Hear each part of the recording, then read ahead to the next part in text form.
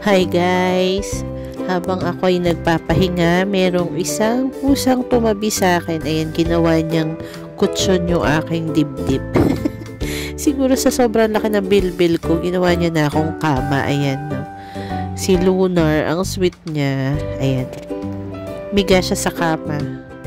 Tapos, nung nakita niya ako nakahiga, humiga din siya sa dibdib ko. Ayan, ang cute-cute niya. Ayan, oh, sarap na sarap kasi malakas yung electric fan. Siguro iniinitan siya. Ayan. Oops, nagising siya. Ayaw niya magpa-video. Ayan, ayaw niya magpa-video. Pero tinitingnan niya yung camera. Tinitingnan niya yung sarili niya. Ayan. So cute, Lunar. Big boy ka na, Lunar. Oh, iba ni itsura mo. Kulay yellow ka na. Habang lumalakas siya, iba na yung itsura niya. Parang nagiging yellowish na yung kanyang mga balahibo. Hindi na siya pure white. Ayan, nilalaro niya yung camera.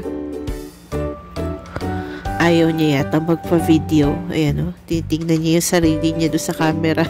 Ayan. Nahablot niya yung camera ko. Ayan. Nahablot niya. Ayan, hinablot na nga.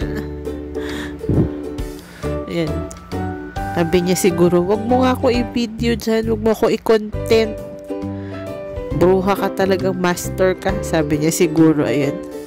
Nagaw niya yung cellphone sa akin yun. Ayan. Ang cute niya dyan, no, sa part na yan. Nakatuwa. Titingnan niya yung sarili niya.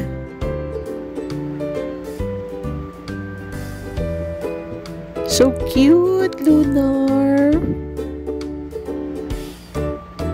Habang lumalakas siya, nagiging malambing. Lalong nagiging malambing si Lunar. Boy po siya, boy. Ayan, magbibinata na din siya katulad ni Kuya Chopiel niya. Ayan, naagaw niya yung camera. Nilapit talaga niya yung mukha niya, oh.